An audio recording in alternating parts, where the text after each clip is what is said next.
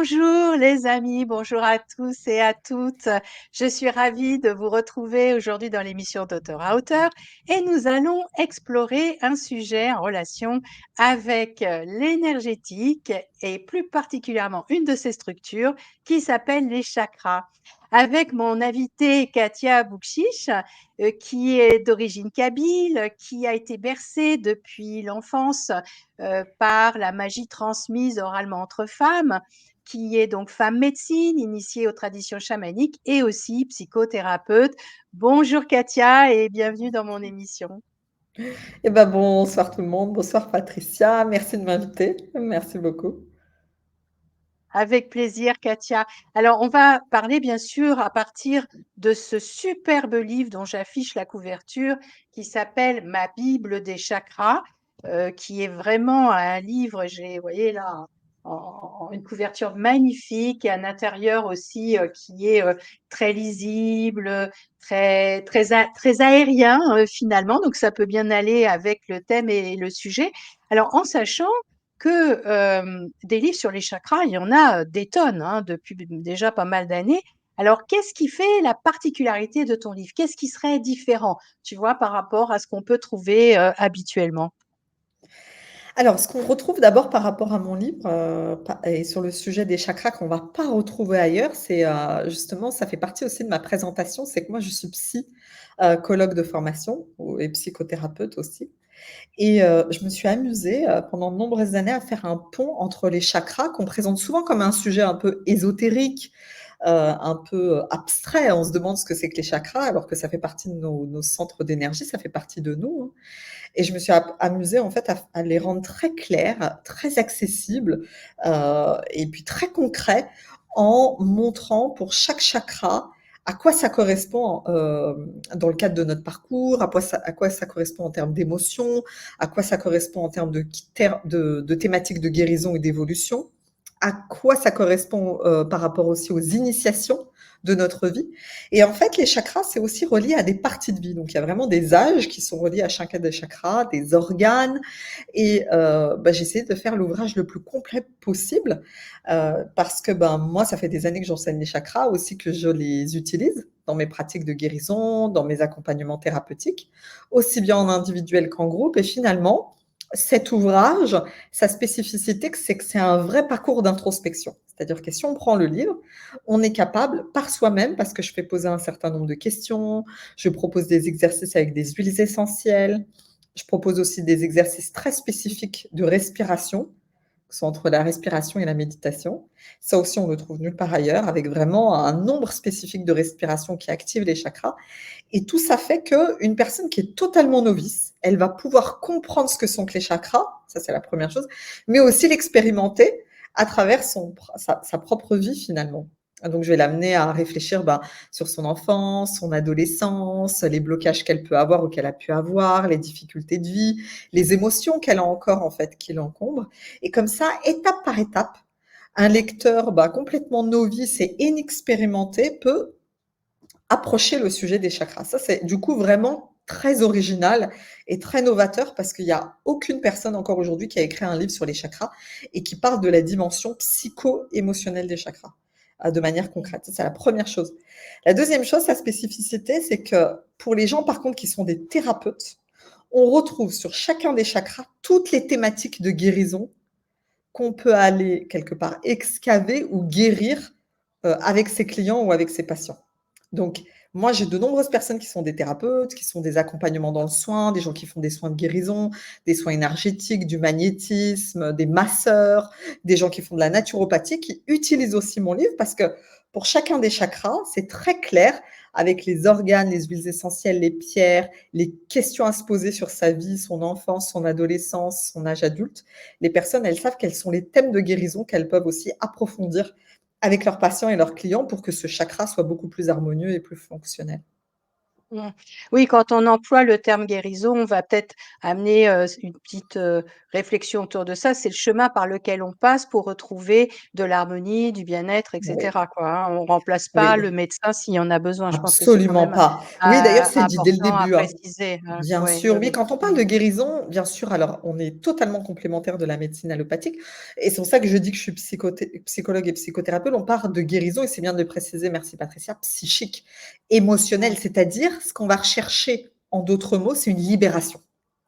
Mmh. Ce processus de libération, voire d'éveil, de mieux-être, parce qu'à partir du moment où on vide la besace de nos émotions du passé, toutes nos mémoires du passé et les souvenirs qu'on en a de choses qui nous ont marquées, qui ont été désagréables, qu'on a vécu comme des échecs, qu'on a vécu comme des blessures, comme des schémas répétitifs, qu'on a vécu comme une fatalité parfois, bah, le fait de vider notre besace, en fait, on s'allège. Hein, du coup, c'est ce mouvement aérien et d'éveil des chakras.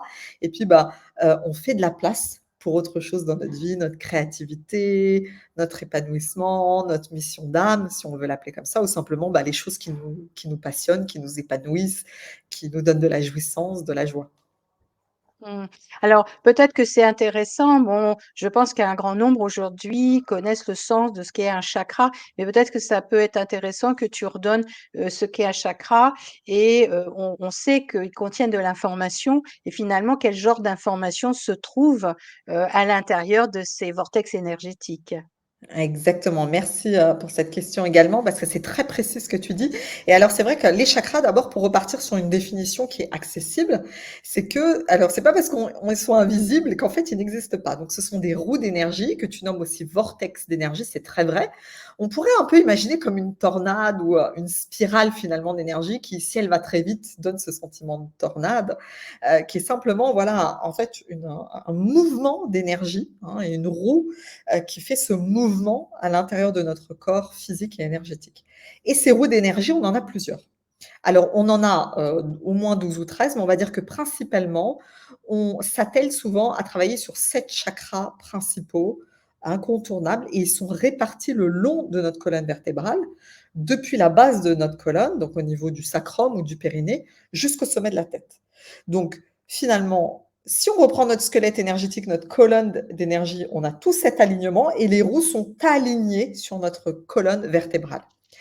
Et alors ces roues, qu'est-ce que c'est? En quoi elles consistent? Elles nous permettent de faire des échanges d'informations, comme tu le dis si bien, et d'énergie entre nous, qui l'on est, notre intériorité, notre humanité, notre âme, et le monde extérieur.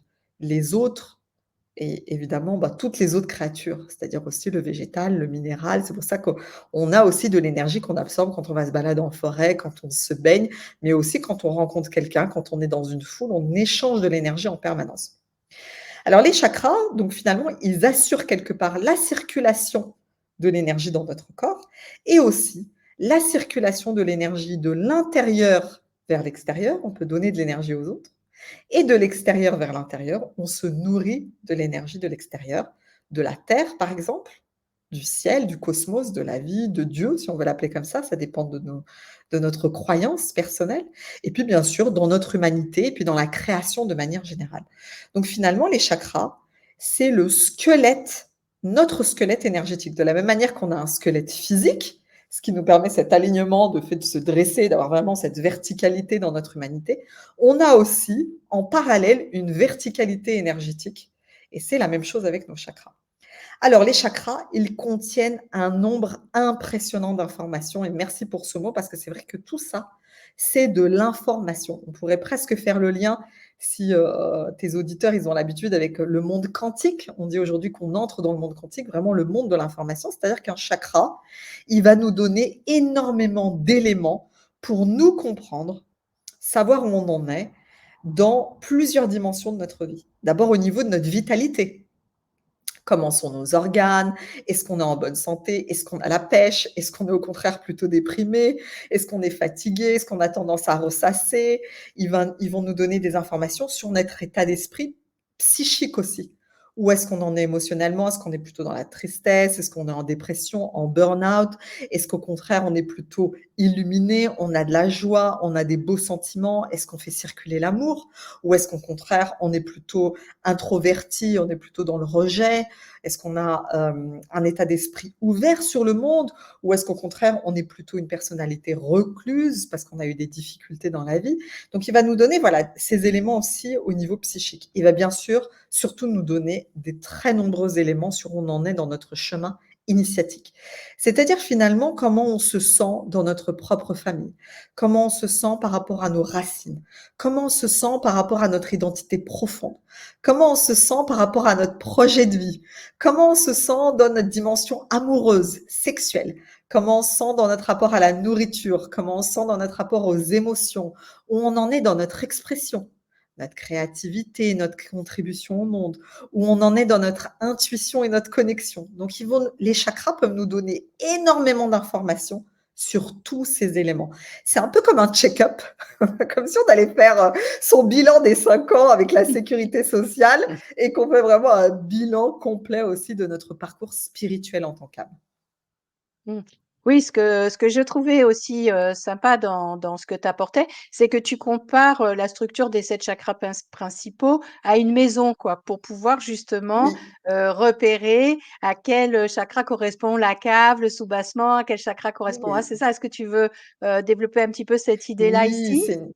c'est une manière aussi très simple d'aborder les chakras. J'aime bien dire que finalement notre structure des chakras, parce que j'ai parlé d'alignement et de colonne vertébrale, moi j'aime bien cette métaphore de la maison parce que c'est vrai, ça nous permet de comprendre aussi, parce que parfois on a cette idée qu'on vient, on est une âme, parfois on a un bagage déjà en tant qu'âme ou un bagage, on pense que vraiment quand on vient s'incarner, il y a déjà tout. C'est vrai et en même temps c'est aussi un chemin. Et finalement, notre vie, c'est comme construire aussi une maison. Ça va nous demander aussi de nous bâtir, ça va nous demander en fait d'avoir des étapes de croissance, d'évolution et d'expression, d'épanouissement. Donc, la structure des chakras, c'est en avait une structure de maison où finalement, de 0, on va dire, à 21 ans, ce sont nos 3 premiers chakras et c'est les bases de la maison. C'est-à-dire que la relation qu'on a eue avec notre mère, avec notre père, vraiment cette stabilité dans l'éducation ou au contraire cette instabilité, voire ces traumatismes de l'enfance, vont nous permettre de dire si les bases de la maison sont assainies, si le terrain il est stable, ou est-ce qu'au contraire on a construit notre maison sur un terrain marécageux. Et j'aime bien dire aussi presque sur une faille de tremblement de terre. Et bien sûr, comme Oh on là, est ouais, voilà, comme on est comme la faille de Sant'Andrea, j'aime bien dire ça à Los Angeles parce que je pense qu'il faut être lucide aussi que dans notre humanité, on en est tous aussi au même on est tous partis finalement de quelque part et souvent de quelque part qui est assez complexe parce que qui n'a pas été un enfant à un moment donné en souffrance, quel que soit l'objet et le sujet de cette souffrance finalement, parce que quand on est un enfant, on est tellement sensible, on vit les choses avec tellement d'intensité qu'il y a nécessairement des choses qui ont été compliquées dans notre rapport au monde, ne serait-ce qu'à l'école ou parfois même dans notre foyer ou ensuite à l'adolescence dans le rapport à notre corps. L'adolescence, c'est quand même une période qui est extrêmement compliquée. Quand notre corps se transforme, on devient un homme ou on devient une femme et puis on a nos premiers émois et puis ces pulsions sexuelles et puis le rapport au corps et puis waouh, waouh, waouh. Donc tous ces sujets-là, ouais. finalement, Mmh. nous ont énormément impacté au niveau cellulaire et psychique et puis bien sûr énergétique. Et donc du coup, les 3 premiers chakras, c'est les bases et les fondations de notre maison. Et comme ça, au fur et à mesure des chakras, on monte d'un étage, on va créer les murs porteurs, on va avoir les fenêtres qui parlent de notre ouverture sur le monde. Donc, est-ce qu'on a une ouverture sur le monde? Est-ce qu'on est vraiment dans l'horizontalité? Est-ce qu'on a des relations, des amitiés? Est-ce qu'on aime communiquer? Ça va nous parler aussi de notre élévation. Est-ce qu'on a compris aussi dans notre cheminement sur Terre qu'il n'y a pas uniquement le monde de la matière, c'est-à-dire l'argent, la sexualité, la nourriture et la survie? Est-ce qu'on est aussi capable de sortir de ça pour faire des choix depuis un autre espace? Est-ce qu'on est reconnecté? Est-ce qu'on a le cœur ouvert? Est-ce qu'on a la foi? Est-ce qu'on a confiance en la vie? Donc voilà, chaque finalement chakra va venir ajouter un étage jusqu'au chakra couronne où finalement c'est un peu le toit de notre maison, notre protection et ben, c'est vrai que notre connexion à notre âme, à notre conscience, à Dieu, à la vie, au cosmos, hein, quel que soit notre système de croyance, finalement, peu importe. C'est aussi une sorte de guidance, de protection aussi, voilà, quelque chose qui va venir finalement nous aider à nous préserver des aléas de la vie parce qu'on va avoir une sorte de sagesse aussi qui va se développer grâce à cette compréhension.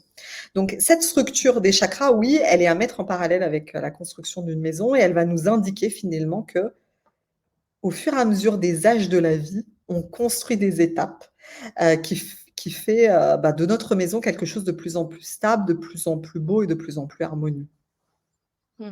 Oui, ça me fait penser aux pyramides de Maslow, enfin tous ces Oui, personnages, qui, étudient les différentes strates ou dimensions d'un individu et ça, c'est une autre manière d'aborder et tu le décris très bien dans le livre, pour chaque chakra, il y a des attitudes, des étapes à envisager, des relations psycho-émotionnelles. Ça, je trouvais que c'était vraiment, intéressant. Alors une question qui me vient là, c'est, beh, comment on peut reconnaître qu'un chakra est bien fonctionnel ou, pas tant que ça? Qu'est-ce que tu pourrais, nous bien proposer sûr. ici? Alors, ce qu'on pourrait, déjà, aborder, c'est les douleurs physiques parce que en fait, comme on dit, notre corps ne ment jamais. Ça, c'est le titre d'un livre d'Alice Miller et je trouve qu'assez vrai. On peut pas, finalement, contrôler le corps et quand on dit: «Notre corps ne ment jamais», ça veut dire qu'en effet, il y a, des douleurs parfois qu'on a au niveau du corps ou bien sont devenues à un moment donné même des maladies, hein, chroniques et puis, on l'espère pas, mais parfois graves, qui vont nous alerter sur le dysfonctionnement d'un chakra. Donc par exemple, si on a souvent des problématiques aux intestins, des problématiques à l'estomac, on va voir que c'est le plexus solaire qui a un problème, hein, sûrement une surcharge émotionnelle, une difficulté dans notre place, par exemple, dans le groupe, une difficulté à assimiler les informations du monde et de la vie, de digérer nos expériences. Si on a toujours des problématiques aux pieds ou aux chevilles, une problématique au mollet, je ne sais pas, ou à la hanche. Donc, par exemple, les pieds, ça va nous parler, les chevilles du premier chakra. Donc, qu'est-ce qui s'est passé dans la relation à nos ancêtres, par exemple? La hanche va nous parler du deuxième chakra, quel est le rapport avec nos frères et sœurs ou avec notre père. Et comme ça, dans le livre, en tout cas, on a un tableau extrêmement précis de correspondance. Donc, chaque chakra est relié à des organes et très précis du corps. Dès qu'il y a une douleur, une maladie, une problématique sur un organe, et on passe tous à un moment donné par une difficulté quelconque, hein, un problème de genou, un problème d'épaule, on va pouvoir faire le lien avec le chakra et du coup comprendre quels sont les thèmes de guérison.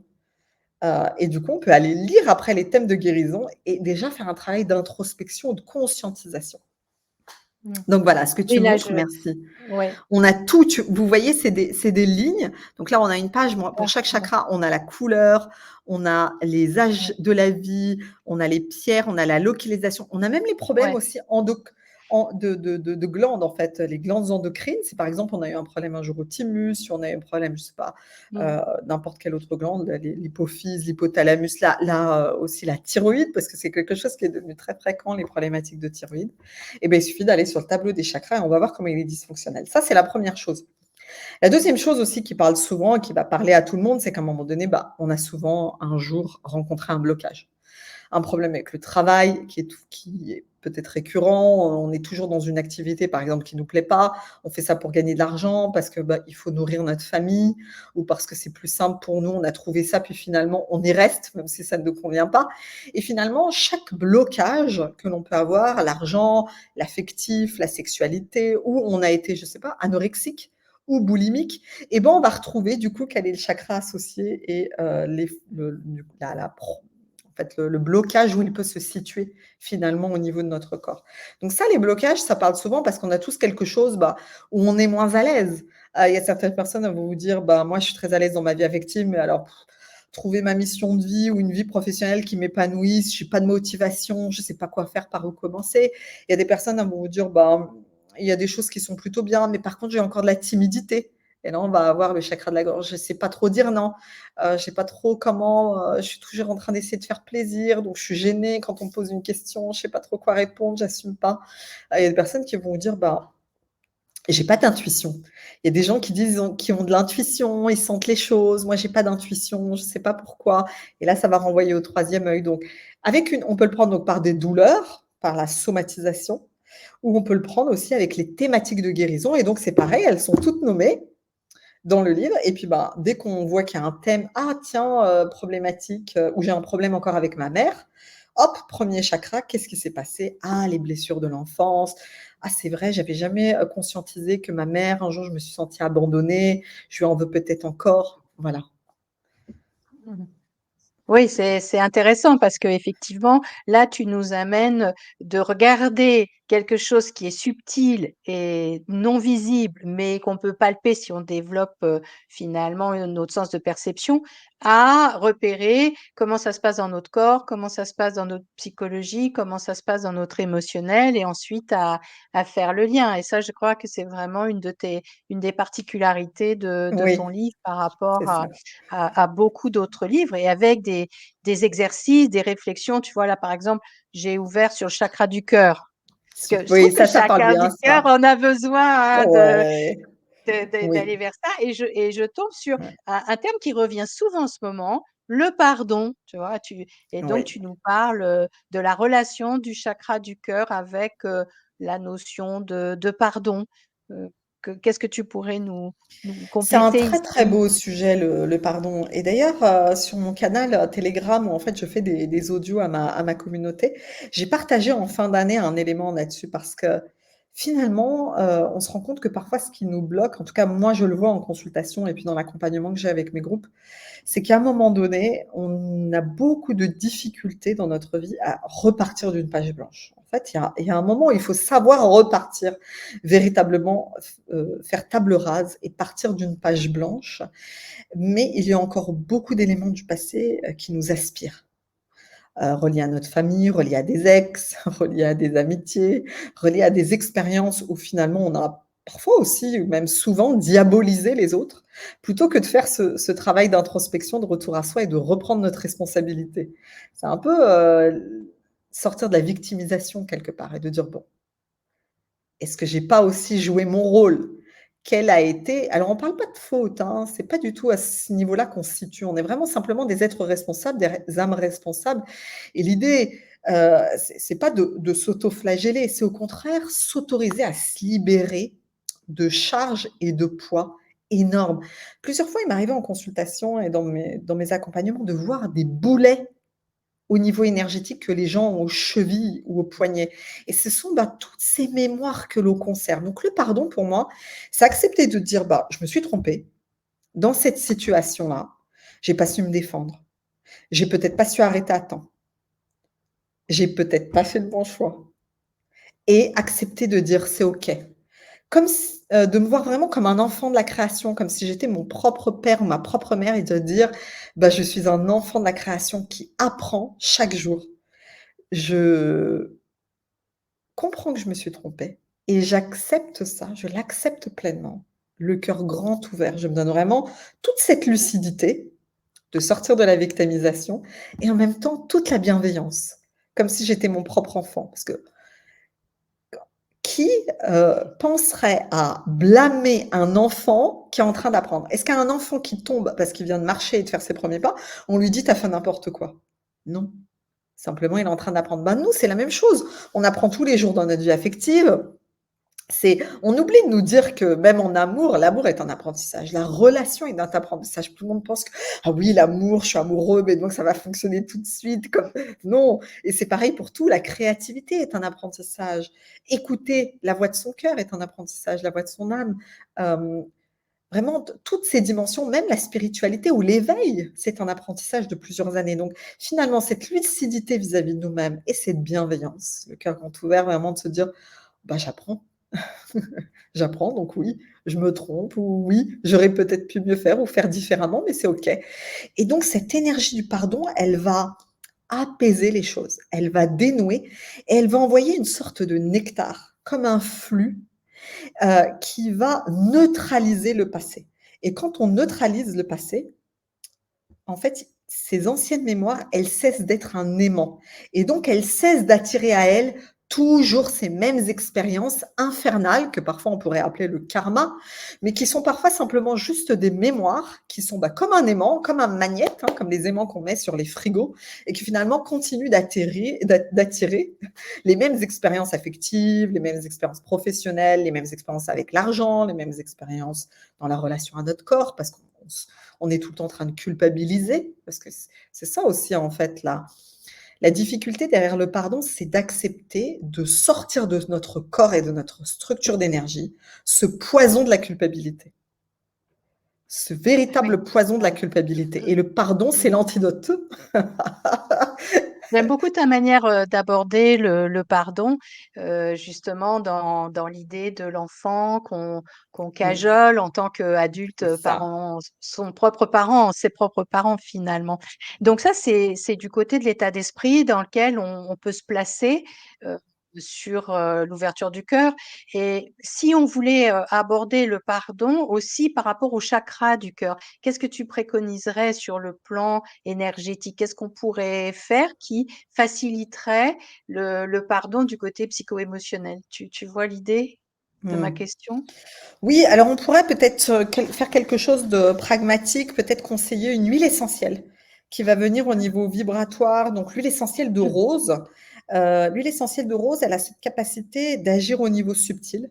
On peut se mettre par exemple une ou 2 gouttes, d'huile essentielle de rose au niveau du cœur. Alors l'essentiel de rose, on va donner encore autre chose parce que l'essentiel de rose, elle est quand même onéreuse et je vais donner un Oui, peut-être encore mieux, encore plus accessible parce qu'on pour s'adresser à tout le monde, on peut aussi si on a un jardin pas loin de chez soi, prendre, aller cueillir ou aller acheter si on le peut, une rose rose, vraiment une rose rose et pourquoi rose rose? c'est dans la symbolique. C'est vraiment une rose Ah, blanche aussi, mais on va dire la rose rose parce que là, je veux vraiment m'adresser à l'enfant intérieur. Je travaille aussi avec la magie du végétal et la science des fleurs. Et en fait, chaque fleur a son approche, mais la rose, de manière générale, va énormément aider sur le cœur. Ensuite, il y a des petites subtilités selon le travail qu'on veut faire. Mais là, comme je suis partie sur l'enfant intérieur, la rose rose ou l'huile essentielle de rose, mais simplement n'importe quelle rose qu'on peut trouver dans un jardin aussi. On peut aller la couper, la prendre et lui demander de faire ce travail de pardon avec nous. Et donc, on la pose au niveau du cœur et on médite avec elle. Et on médite sur le travail de pardon. On accepte de se pardonner. On peut visualiser aussi les personnes avec lesquels on a un travail de pardon à faire et leur envoyer notre pardon le plus sincère. On peut, dans notre cœur, appeler leur âme et leur dire: «Voilà, aujourd'hui, je décide de te libérer. Pour me libérer, je décide de te libérer, je décide de nous libérer de la culpabilité, des reproches, des non-dits peut-être, des critiques, des jugements, de la colère, de la violence peut-être même qu'il y a eu entre nous». Et on le fait vraiment pour soi, en fait, on le fait pas pour les autres. On le fait véritablement sur soi, c'est-à-dire qu'on peut le faire même dans des situations qui ont pu être dramatiques, mais qui vont permettre de simplement nous détacher de cette mémoire et de nous affranchir de la douleur qui est reliée.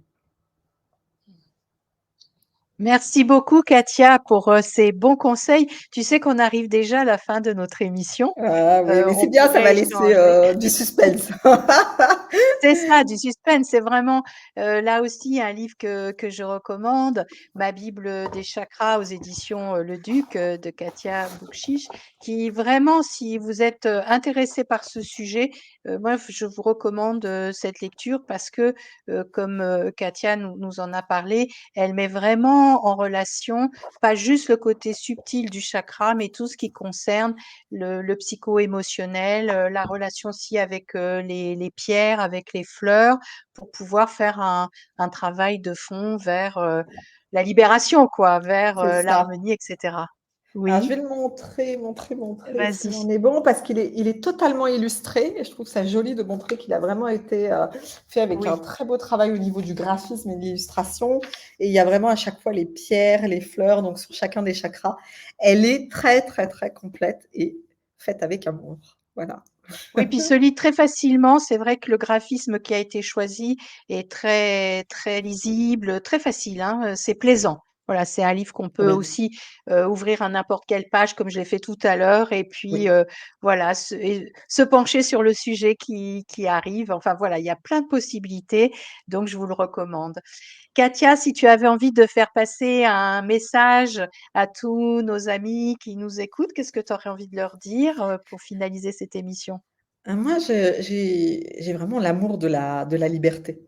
L'amour de la liberté et aussi, la conscience en fait qu'on est venu sur terre pour incarner, finalement notre paradis, incarner notre vérité, incarner notre beauté et je voudrais dire qu'il est jamais trop tard pour commencer un travail d'introspection, de guérison, d'évolution et qu'en ce moment surtout, on vit vraiment un tournant dans notre humanité et très important que les êtres qui sont destinés à, venir faire rayonner leur âme, leur essence, leurs dons, leurs talents, osent le faire.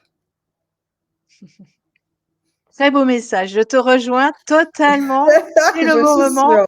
Messieurs, dames, c'est le bon moment. C'est ça. La communauté vous attend. C'est ça. Et vous allez du coup rencontrer les bonnes personnes au bon moment, au bon Mmh. endroit, dans les bonnes circonstances. Et vous verrez, tout devient beaucoup plus léger, beaucoup plus souriant. Et on passe des beaux moments comme celui qu'on vient de passer avec Katia. Merci encore, Katia, pour ta Merci présence et beaucoup. puis ces beaux échanges. Merci du fond du cœur, Patricia. Merci, c'était très, très, très, agréable, de vous partager tout ça.